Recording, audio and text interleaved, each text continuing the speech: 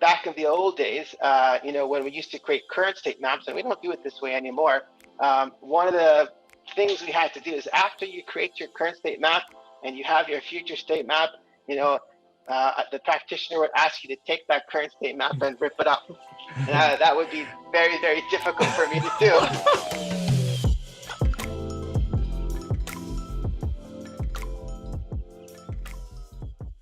Hey man, how's it going? Sean, how you doing, man? How you been? Doing good, brother, doing good. Another awesome week in the books. Yeah. So I'm super pumped. And hello everybody, how you doing? Good to see y'all again. Welcome back to a brand new episode of As Is To Be. I am your co-host, Sean Achimpong, Digital Transformation Specialist. And likewise, I'm your co-host, Carl Reed. I go by Creed, also Digital Transformation Specialist. Right on. And today I'm super excited. We have a very special guest. I'd like to introduce you to Desi, a real business transformation guru. Thank you for joining us, Desi. Hey, fantastic to be here, guys. Awesome. But before we jump right in, I wanted to take a minute and tell you all about Desi. Desi is an inventor of a unique framework of business transformation that accelerates the flow of organizational breakthroughs.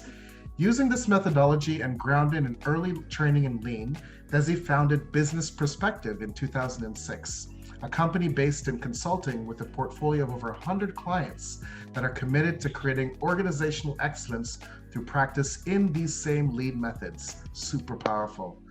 In addition to being an active Lean practitioner himself, Desi is a serial entrepreneur.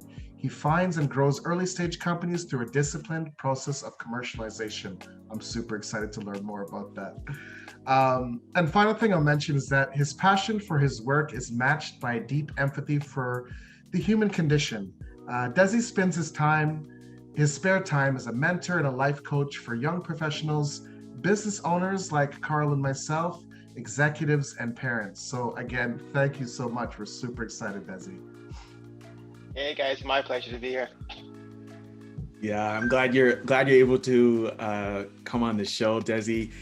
Full disclosure and truth be told, Desi and I go way back. He's one of my first mentors. I had one prior to Desi, but this was my first mentor from a consulting perspective. He wasn't the first consultant I worked with, but one of the most natural consultant. He did not come across, if I can get my point across, he did not come across as, I'm a consultant, you down there listen to my direction.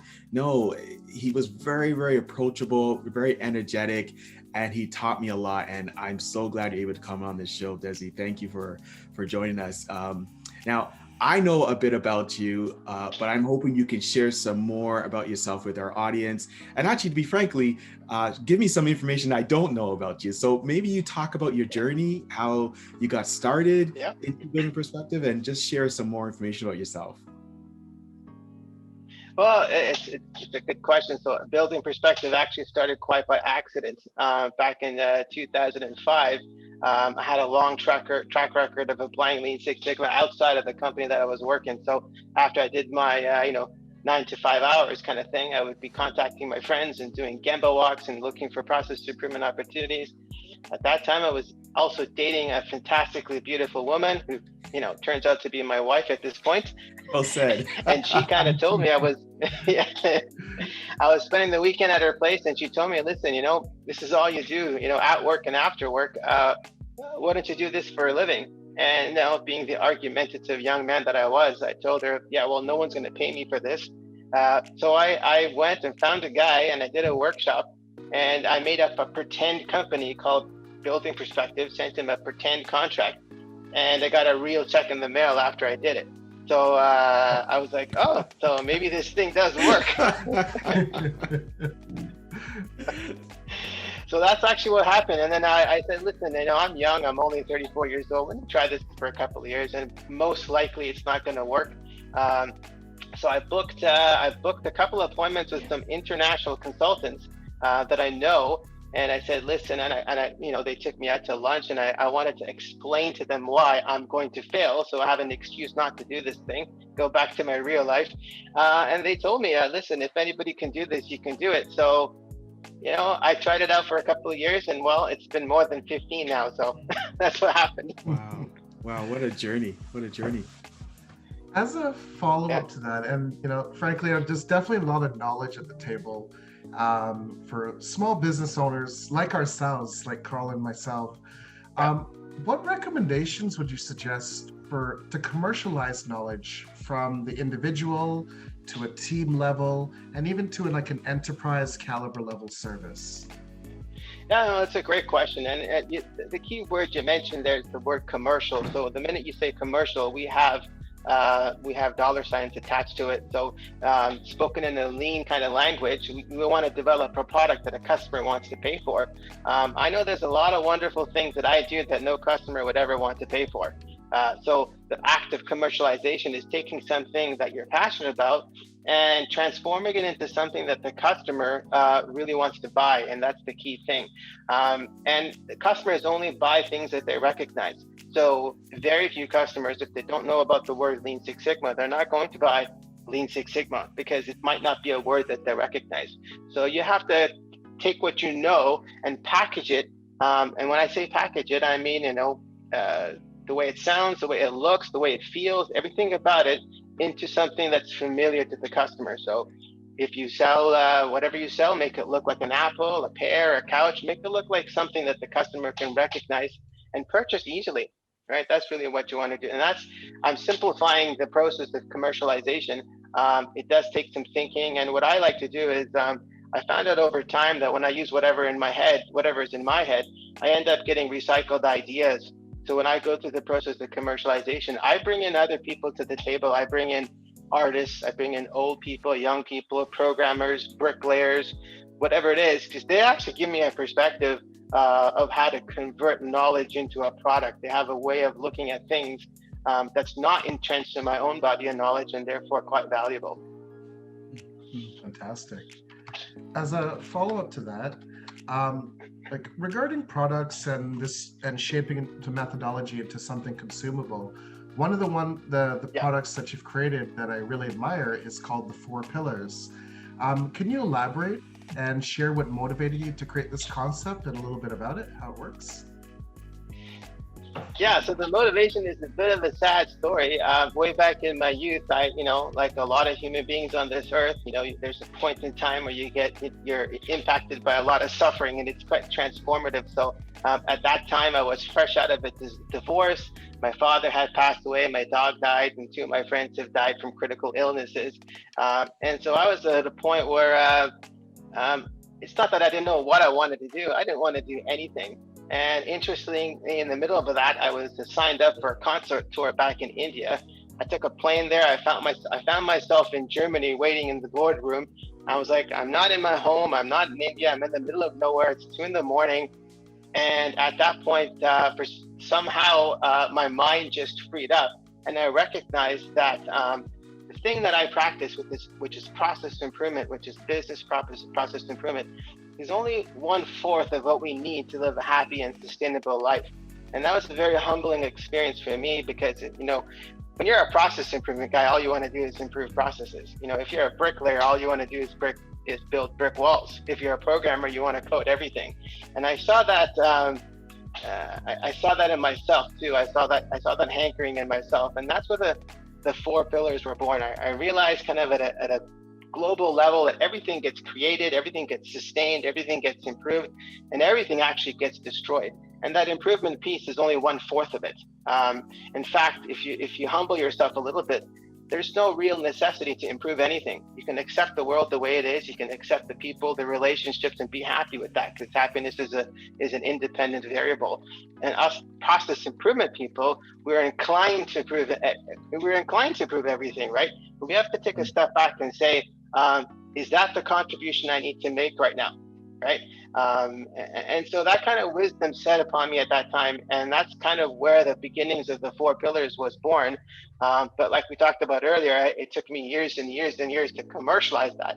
I started to build the body of knowledge, but for it to become the 4 pillars, I had to live life. I had to have enough arguments with my wife. I had to do all the things that all of us people have to do to learn and to develop a body of knowledge. But that's where it was born. Yeah, I'm intrigued to know more, Desi, because what the audience may not know, but there's a story where we shared some tactics on our podcast, and I sent Desi a copy to listen. He said, "Oh, that was very informative. You talked about 5S and some of the tools and methodology you use. But tell me something, why don't you apply that to real life? Why don't you 5S your wife's closet?" And it took me back because it was such a response, which is, it's so true. I mean, in theory, we apply these concepts at work, but to bring it around full circle in your daily lives, how do you go about doing that? So I imagine this 4 pillars breaks that down for us. So if you want to go through it, maybe you don't want to give everything right away, but let's just start with number 1, where it says the perfect storm. I would love to hear more about that. Yeah, so the perfect storm is what happens is as we become sort of mature individuals in life, we work in communities or families or companies and whatnot, we're actually in the middle of a storm. And that storm prevents us from seeing a lot of the things that we need to see, right? So what we try to do, especially as process improvement people, is we try to calm that storm. You try to wrestle with the clouds and try to wrestle with Thor, the god of thunder and lightning, and you try to get out of that storm. And what I realized, when I was young, I had enough fight in me, but as I got older, it's hard to fight that storm. It's difficult to fight the government. It's difficult to fight macroeconomics. It's difficult to fight COVID. It's difficult to fight all these different things. But there's an interesting thing that's particular to human existence. In the middle of that storm, if you quiet yourself, almost like a pure lean Gemba practitioner, if you quiet yourself and you quiet your mind, drop all the judgments, surrender all your opinions, if you get rid of all that, you start to see the eye of the storm. And then when you see the eye of the storm, you see a blue sky. And then when you see that blue sky, you start to get insights that you wouldn't have had.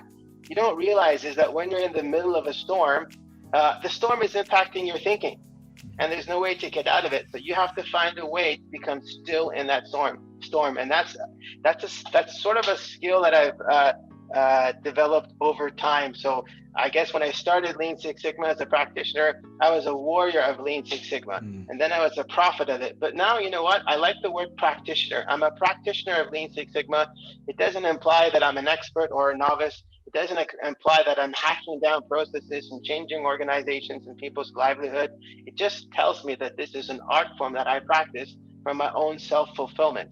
And so I've internalized it in that way. And that allows me to see what the storm looks like. And that's what the 4 pillars is all about.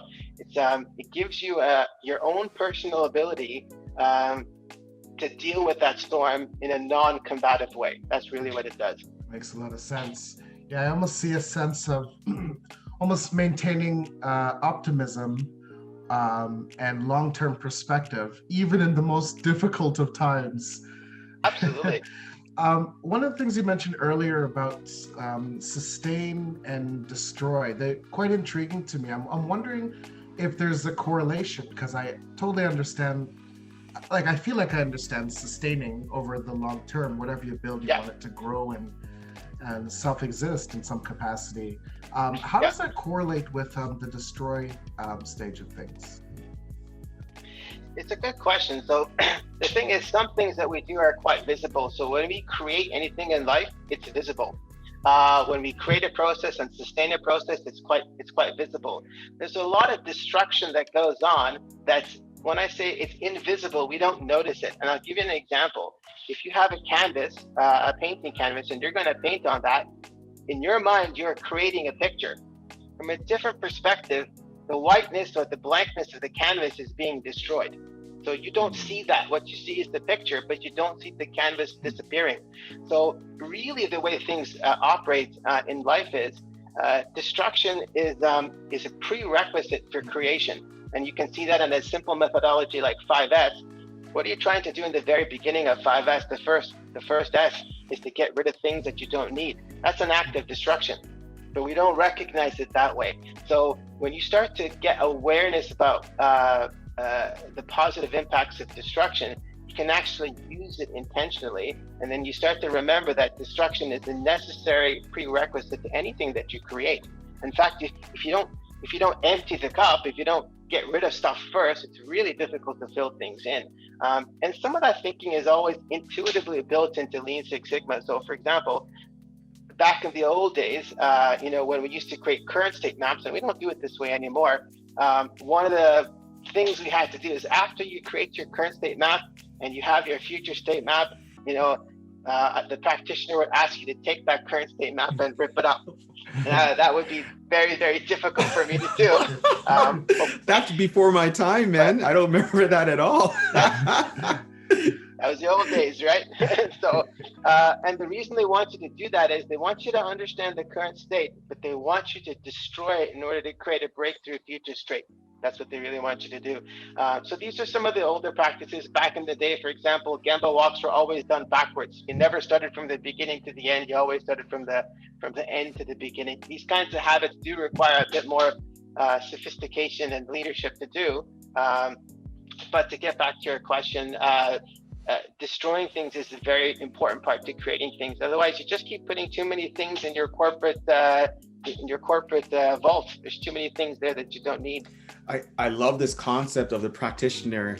Very similarly, Desi, and thanks you for your patience, because I know at the beginning when you first and I engaged, I was at the very beginning where it was hardcore Six Sigma Lean, and here are the 25 tools I need to use, and you're like, maybe, or these are 5. These are possibly 5 you want to use in this scenario, and it showed over time how we transitioned into that thinking as a practitioner. Can you keep walking me through some more of the 4 pillars? What would be number 2, and what's a brief description of that? Yeah, so number 2 is all of us need you see, we're also committed to efficiency and effectiveness, but really human beings are naturally, innately committed to happiness. Even when you're, angry and upset, those are the emotions you want to go through in order to become happiness. So in order to become happy. So the first thing is to figure out what is it that makes you happy? What's the kind of life, the kind of lifestyle that makes you happy? And if you know what makes you happy, that's your true north. And I'm going to tell you something. You don't actually get to choose your happiness as much as you think. Your happiness, your true north is actually innate to who you are. It's just like a flower. You can't have a flower grow, a tulip is growing and say, no, I want to be a tree. No, a flower's best way to be happy, a tulip's best way to be happy is to be a tulip. So you gotta rather than say design your true north or your for happiness, you gotta discover or be aware of it. Now, once you know what that is, then you can tweak the effectiveness and efficiency of the different processes in your life to optimize happiness, and that's the best way to live. Sometimes if we forget about happiness, we think other things are more important. It could be money, it could be assets, it could be our looking good, like our egos and all that kind of stuff. But if you keep happiness to be your number one true north, the thing you're committed to, you could tweak everything else. In fact, Lean Six Sigma is actually fundamentally a very refined and systematic way of creating happiness in people and organizations and communities, and that's my opinion of what Lean Six Sigma is meant for. Not fundamentally meant to create efficiency and effectiveness. It's all about efficient and effective ways to create happiness. That's really what I truly believe. Wow. I'm not even sure I answered your question, but that was good. You did. No, you did. Yeah, and you would call that design your ship. Right. I like these titles because they're intrigued. As soon as I hear the perfect storm and design your ship, I want to hear more. And I want to go a little bit off the cuff, Sean and Desi, if you don't mind. Normally we would go to the stage and we say, okay, well, how can we follow you more? How can we learn more about you? But for the audience, we just got our LinkedIn Live. Let's just do a clap for that. We got our LinkedIn Live access. Yeah, fantastic. Right? And yeah, absolutely. And so I wonder, Desi, if we can, in asking that question, how can we follow you? Could we do this again, but really break down these 4 pillars in a live format? What do you think, Sean? Yeah, that would be fantastic. Bring people to the table and have a live format. We can get down into the specifics of the 4 pillars. Yeah. And so what's your thoughts? Should we name the other, 1, 2, 3, 4, name 3, 4, or leave that as a surprise for the live? Like, what format do you think? Sean, do you have any thoughts on that? Oh, I think this is a perfect segue. Yeah, because as we're talking with you, Desi, I'm just, just taking it all in. Like, oh my gosh, I have everything you're saying. It just expands to more and more questions and more thoughts. And even I'm reflecting in myself. Yeah, my ability to take away the old so that I can make room for the new, so to speak. Yeah. So I would love an opportunity to do a live session with you. Yeah, that'd be fantastic. I think a good way to do it is just for me to talk about really quickly, almost like a recipe. What are the 4 pillars? This is how you do it. Boom, boom, boom. Some things can be communicated in 5, 10, 15 minutes. You don't need 2 hours to communicate it. And then we can dive straight into, okay, well, I got this situation. How would I do this? And then I can show you how the different pillars work to make that happen. So. Oh, that's good, because I can get some free therapy too. I mean, I'm hearing what you're saying, and now I'm going to come up with some questions the next time we meet. I don't know about you, Sean, but I'm going to get some free consultancy services from Desi right now. Oh man, I'm eating it all up, brother. I'm eating it all up. This is super cool. Yeah, I'm totally down. Let's do this. Okay, all right. So let's break from script. Go ahead, Desi. Yeah. I just wanted to mention that, it's more than just philosophical and academic. I've actually bought companies outside of Lean Six Sigma. I bought product companies and brought people together, investors, engineers, operations folks, and they all went through the 4 pillars. And those companies grew, and I sold them. And so I've applied it to the corporate setting. I've also applied it to distressed families that have had tragedies in their lives, not able to pay their bills. They created a future state, and they went through the 4 pillars, and they're living happy, healthy lives now. So it's a practice that I've refined by actually, working on it and spending time developing the mechanism with real people. So. Wow. And then that's the real people that we need to include in our LinkedIn Live. So we got to figure out, I think we have a placeholder date. And I'm just speaking off the cuff, audience. We as is to be hasn't done a LinkedIn Live podcast yet, but we're very eager to do so. And I think this would be a good opportunity. Sean, do you want to maybe close this off, and then maybe we will, share when we are planning to do the next part 2 of this, perhaps? Absolutely. I mean, overall, I feel like we might be in the end of this one session, but this is just the beginning of so much more. So absolutely. So there you have it, folks. We're just the beginning of a super amazing topic. 4 pillars breakdown. We're bringing it to you live. Thank you again, Desi, for joining us, and I'm looking forward to the live session. Thank you, Carl, and as always, it's been a preach, brother. Likewise, man. Thank you for Desi for joining. Yeah, and hey, my pleasure, and my gratitude to you guys. Awesome. Thank you. And to everybody, just as always, I want everyone to stay cool, and remember, you can live your life as is, or you can chase a dream of where you want to be, where you want your future to be. Peace.